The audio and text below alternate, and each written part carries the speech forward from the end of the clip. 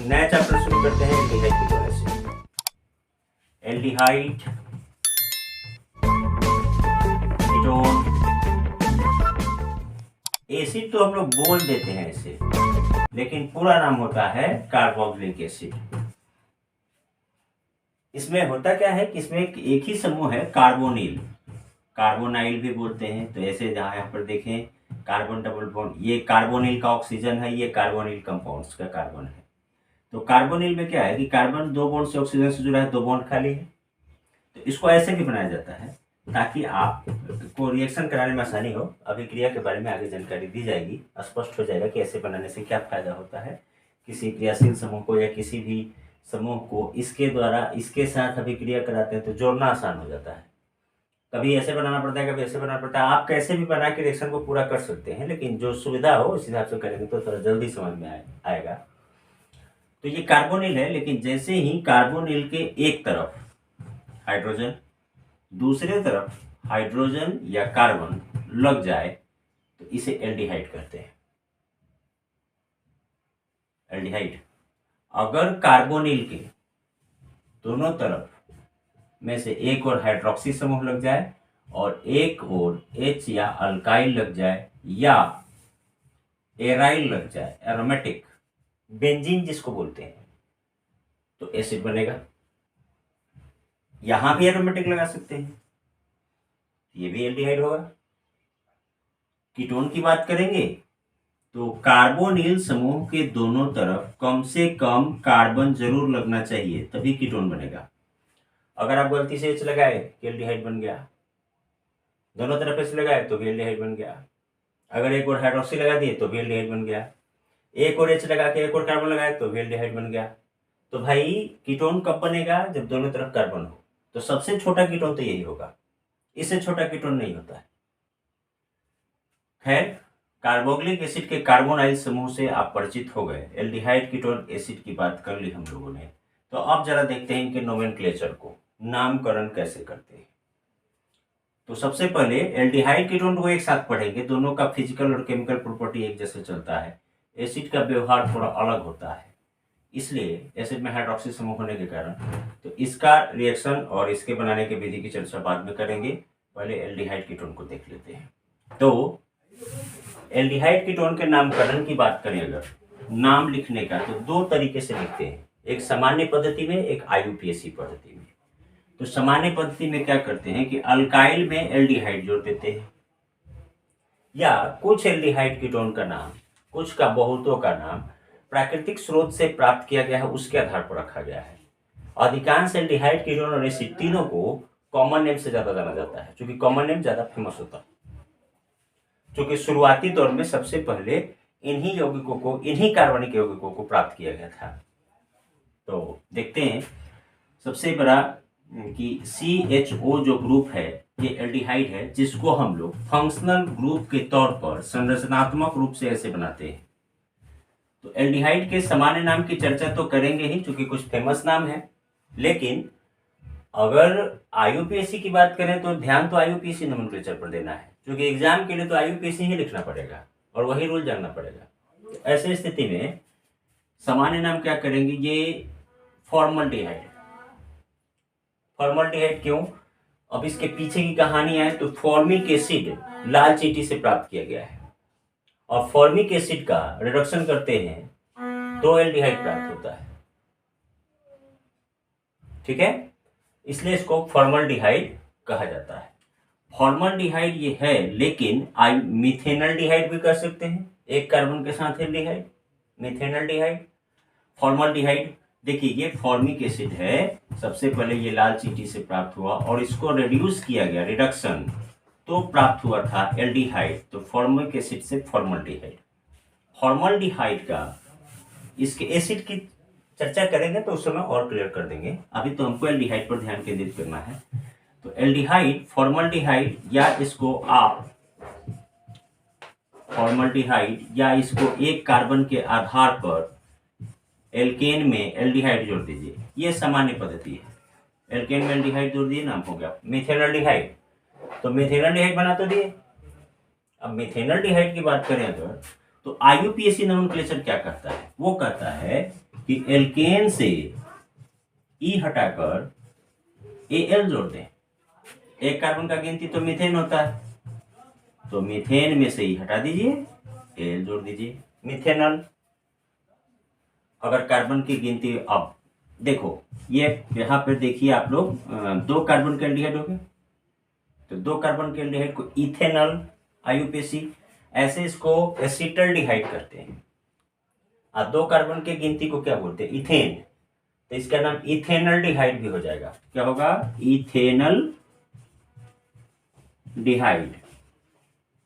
या और common process में चलेंगे तो एसिटल डिहाइड, और चलेंगे आईयूपीएसी की तरफ तो इथेनल। 3 कार्बन का होता है प्रोपेनल, एल्केन से ही हटा के एल जोड़ देना है। एल्डिहाइड वाले समूह को ही 1 अंक देना है और यहीं से गिनती शुरू करना है। तो फॉर्मल्डिहाइड की जरा चर्चा कर लें हम लोग। तो इसका 40% जलीय विलयन, 40%, फॉर्मल्डिहाइड का 40% जलीय विलयन फॉर्मलिन के नाम से जाना जाता है। फॉर्मलिन, जिसका उपयोग जैव प्रतिदर्शी के रूप में करते हैं। हालांकि इस चैनल में देखेंगे आप, पीछे एक बार इसकी चर्चा की गई है नोमेनक्लेचर में। तो फॉर्मलिन का 40% विलयन फॉर्मलिन के नाम से, फॉर्मल्डिहाइड का 40% विलयन फॉर्मलिन के नाम से जाना जाता है। इसका उपयोग हम लोग जैव प्रतिदर्शी के रूप में करते हैं, यानी कि किसी भी डेड बॉडी को लंबे समय तक सुरक्षित रखने के लिए इसका उपयोग कर सकते हैं। आजकल मछली पर उपयोग किया जाता है। मछलियों के ऊपर लगा देंगे ग्लव्स पहन के कि हाथ के त्वचा को नुकसान न पहुंचे, स्किन डिजीज हो जाएगा। तो मछलियां लंबे समय तक सुरक्षित रहती है और बर्फ में दबा के दूर तक भेज दी जाती है। लोग समझते हैं बर्फ की मछली खा रहे, लेकिन उसमें फॉर्मलिन होता है। लीवर कैंसर और आंत के कैंसर का कारण बनता है ये। अब अगर एल्डिहाइड के नामकरण की बात करें तो देखिए यहाँ पे 4 कार्बन का एल्डिहाइड हो गया, तो ब्यूटेनल हो जाएगा। आईयूपी से ब्यूटेनल डिहाइड भी कर सकते हैं कॉमन प्रोसेस में। ये ऐसा भी होता है भाई कि दोनों तरफ एल्डिहाइड हो तो कहीं से गिनती कर सकते हैं। कहाँ से करेंगे? कहीं से कर लीजिए। 1 2 3 4 5, 2 एल्डिहाइड है, एक 1 पर और एक 5 पर, 1,5 डाइपेंटेनल, 2 एल्डिहाइड हो गए। अब इसके साथ अगर कोई और फंक्शनल ग्रुप आता है तो पहले एक एल्डिहाइड के साथ आप देख लें, इसके बाद 2 एल्डिहाइड पर बात करेंगे। अगर कोई फंक्शनल ग्रुप यहाँ भी हो, देख लीजिए, तो कोई दिक्कत नहीं। आपको तो एल्डिहाइड को ही एक अंक मान के गिनना है, तो यहाँ से गिन लीजिए। 4 हो गए। अब सबसे पहले अल्फाबेट का तो पालन करेंगे, जैसे आप पहले से आप रूल जानते हैं कि अंग्रेजी वर्णमाला के क्रम का पालन करते हुए सबका नाम लिखना पड़ेगा। तो 4 पर क्या लगा? ब्रोमो और नाइट्रो दोनों है, लेकिन सबसे पहले किसको लिखें? ब्रोमो को। 4 ब्रोमो 4 नाइट्रो, दोनों फंक्शनल ग्रुप हो गए। 4 कार्बन का क्या होता है? ब्यूटेनल लिख सकते हैं। लेकिन यही अगर आप इसको लिख चुके हैं तो मैं इसी नाम में तब्दीली लाता हूं, इसी स्ट्रक्चर में, कि अगर यहां पे कोई फंक्शनल ग्रुप दिखाई देता है तो आप क्या करोगे?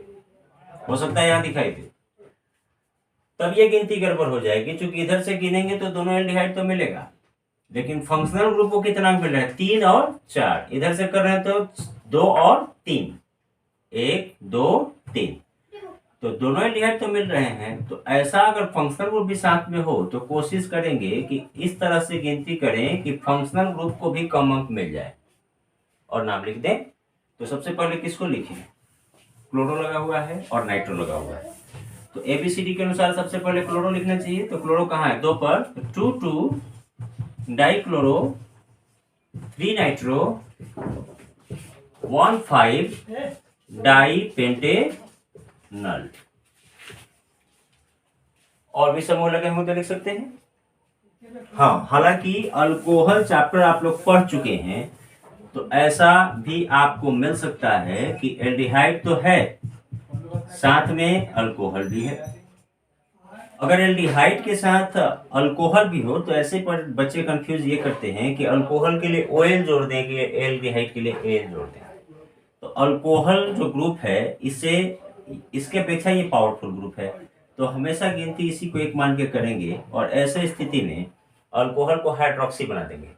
तो हाइड्रोक्सी कितने पर? हो सकता है और भी फंक्शनल ग्रुप लगे हों, जैसे देख लीजिए NO2 लगा देते हैं एक और, तो क्या करें? पहले तो अब ध्यान दें कि नाइट्रो NO2 नाइट्रो N से लिखते हैं और ये हाइड्रोक्सी H से लिखते हैं, तो पहले तो H आना चाहिए, तो हाइड्रोक्सी लिख देते हैं। 3 को अल्कोहल नहीं, अब क्या बना देंगे, हाइड्रोक्सी, 3 हाइड्रोक्सी 2 नाइट्रो। अब तो लिख दिया आपने 1 ब्यूटेनॉल। अब 1 नहीं लिखें तो कोई दिक्कत नहीं, क्योंकि हमेशा ऐसी कोई मान के गिनती करते हैं, ठीक है, देख सकते हैं।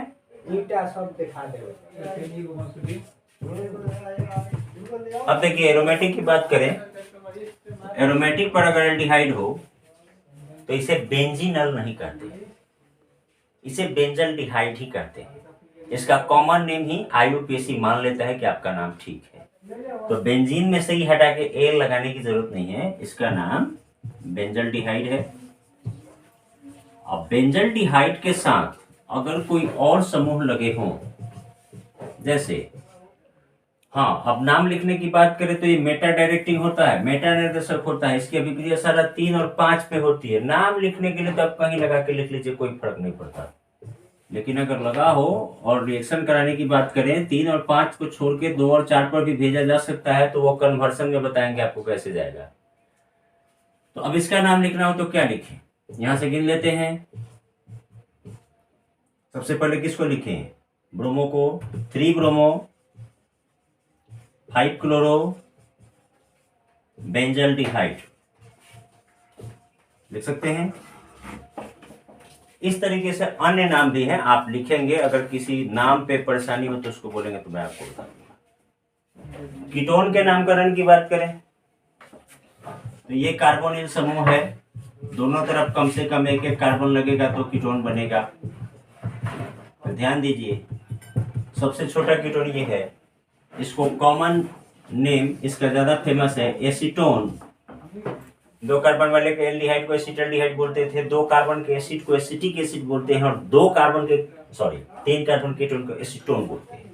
लेकिन इसका IUPAC नोमेनक्लेचर की बात करें तो कहीं से गिनेंगे तो कीटोन समूह दूसरे नंबर पर है, तो ये सबसे छोटा कीटोन है, तो इसमें नंबर देने की जरूरत नहीं, तो इसका नाम आपको गिनने की जरूरत नहीं है, प्रोपानोन हो जाएगा, 3 कार्बन का प्रोपानोन। अब अगर कार्बन की संख्या आप बढ़ाते हैं, देखिए कितने कार्बन का कीटोन है, 4 कार्बन का ब्यूटानोन, 5 कार्बन का होता पेंटानोन, और इसके साथ कोई और फंक्शनल ग्रुप अगर आप लगाते हैं तो आप इनके नाम लिख सकते हैं, आराम से लिख सकते हैं। हालांकि कॉमन प्रोसेस में इसको कार्बल्डिहाइड भी कहते हैं, तो उसकी जरूरत नहीं पड़ती है, आप ऐसे लिख सकते हैं। अब कीटोन समूह अगर बेंजीन रिंग पे लगता है, एक और तरीका है नाम लिखने का। देखिए कीटोन है, ये कीटोन है, एक मिथाइल इधर है, एक मिथाइल इधर है, तो आप डाई मिथाइल कीटोन भी कर सकते हैं। इसको क्या बोलेंगे, इथाइल मिथाइल कीटोन। अब इस पर कीटोन बनाइएगा तो यहाँ कार्बन होना चाहिए, तब कीटोन बनेगा, मिथाइल फिनाइल कीटोन, ठीक है। इसके साथ तो H हो तो फिर हाइड्रोक्सी बना देंगे, आराम से लिख सकते हैं। कार्बोक्सिलिक एसिड की बात करें नोमेनक्लेचर का, तो इसको करते हैं एसिड समूह। अब इसके संरचना को बनाएंगे तो ऐसे बनेगा कार्बोक्सिलिक एसिड। अब कार्बोक्सिलिक एसिड में जैसे ही हाइड्रोजन जोड़ेंगे तो 1 कार्बन का एसिड बन जाएगा, तो इसे भी प्राप्त, इसको ही सबसे पहले प्रकृति से प्राप्त किया गया था, तो इसमें से अधिकांश का कॉमन नेम ही ज्यादा वैलिड होता है। तो जैसे IUPAC रूल की बात करें, एल्केन में से E हटा के OIC एसिड जोड़ देते हैं, ठीक है। तो जैसे ही COOH के साथ 1 हाइड्रोजन रखेंगे तो 1 कार्बन की गिनती पूरी हो गई, इसे कहते हैं मीथेनोइक एसिड। लेकिन ये कॉमन नेम की बात करेंगे तो ये फॉर्मिक एसिड है। क्यों भाई, सबसे पहले इसे लाल चींटी से प्राप्त किया गया था, फॉर्मिक एसिड है। लाल चींटी को ग्रीक भाषा में, लैटिन भाषा में फॉर्मिका कहते हैं। अब इसकी बात करें, 2 कार्बन का एसिड है तो ये एसिटिक एसिड। इथेनोइक एसिड कर सकते हैं 2 कार्बन का, IUPAC नाम इथेनोइक एसिड। या इसके कॉमन नेम की बात करेंगे एसिटिक एसिड सामान्य नाम का, 3 कार्बन का प्रोपानोइक एसिड, 4 कार्बन का ब्यूटानोइक एसिड, और ब्यूटानोइक एसिड आईयूपीएसी नेम हो गया। ऐसे कहते हैं butyric acid. Butyric acid butter से प्राप्त किया गया था, सिट्रिक एसिड फल के रस से प्राप्त किया गया था। इस तरीके से नामकरण करते हैं, लेकिन अधिकांश का कॉमन नेम वैलिड है। तो ये तो जैसे आपने देख लिया formic acid, acetic acid, propanoic acid. अब 2 कार्बन हैं, देखिए 2 एसिड हैं,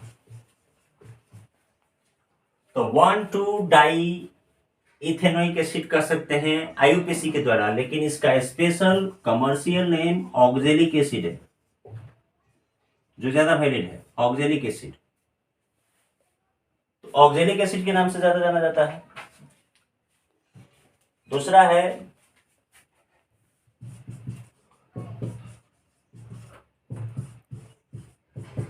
इसकी बात करें तो देखिए यहां पे C डबल बॉन्ड OH को सीधा लिखा जा सकता है।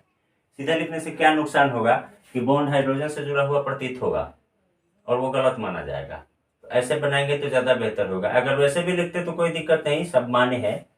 तो इसको कहीं से गिन सकते हैं 1 2 3, कार्बन तो 3 हो गए, एसिड कहाँ है, एगो 1 पर एगो 3 पर, 1,3 डाई प्रोपानोइक एसिड।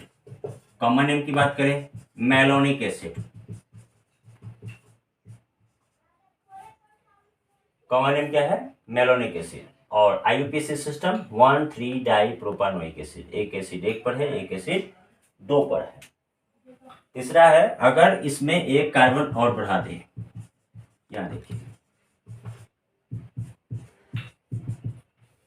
कहीं से गिन लें भाई, 4 हो गए, 1,4 di butanoic acid, 1,4 di butanoic acid, जिसे कहते हैं कॉमन नेम में सक्सिनिक एसिड। स्पेशल नाम, औद्योगिक कहिए, कमर्शियल कहिए, कॉमन नेम में कहिए, यही ज्यादा वैलिड है, इसे लोग ज्यादा मानता है। ऐसे कि फिर भी आप ध्यान दें कि एग्जाम में तो आपको आईयूपीएसी नाम ही लिखना होगा। ऐसे कॉमनली कहीं कन्वर्सन में दे दे वो अलग बात है। इसके बाद 6 कार्बन कर दें यहाँ पे, जैसे कि यहाँ 4 हो गए हैं, देखिए इसको हटा के बना देते हैं।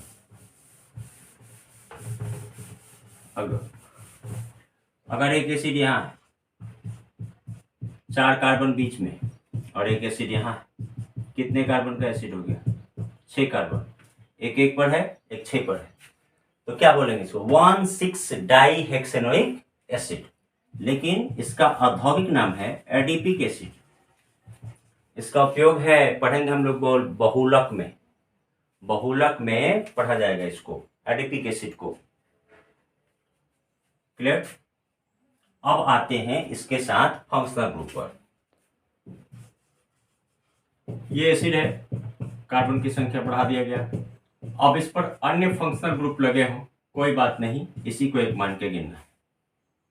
क्या लिखते हैं, 3 पर ब्रोमो है, 3 ब्रोमो, 3 नाइट्रो और ब्यूटेनोइक एसिड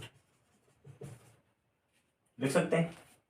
इसके बाद अगर इसके साथ OH लगा हो तब तो उसे हाइड्रोक्सी बनाना पड़ेगा भाई। बताए हैं कि ये ज्यादा मजबूत समूह है, तो यहां से गिन लेंगे, हो सकता है और भी लगे हो। तो 3 ब्रोमो 3 हाइड्रोक्सी, 3 ब्रोमो 3 हाइड्रोक्सी और ब्यूटेनोइक एसिड। यहां पर आप एक लिखे न लिखे कोई बात नहीं, चूंकि इसी को एक मान के गिनते हैं, लिख सकते हैं। अगर एरोमेटिक की बात करें तो इसका नाम होता है बेंजोइक एसिड, बेंजोइक एसिड। ये भी मेटा और पैरा डायरेक्टिंग है, सॉरी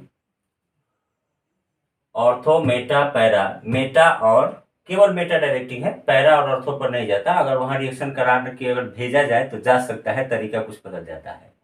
तो मेटा निर्देशक होने के कारण आप हमेशा पे बेंजीन रिंग के साथ अगर कोई समूह मिलेगा आपको तो 3 नंबर या 5 नंबर पर ही मिलेगा। लगाने के लिए तो आप कहीं नाम लगा के लिख सकते हैं। अब जैसे ये बेंजोइक एसिड,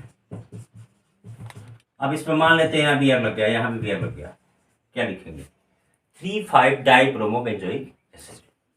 हो सकता है फंक्शनल ग्रुप चेंज कर दिया, क्या दिक्कत है भाई? गिन लो, लिख दो, और भी हो सकते हैं।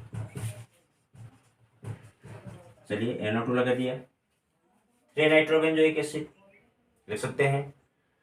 तो आज हम लोग नोमेनक्लेचर को देखें, अगले क्लास में बनाने की विधि को देखा जाएगा।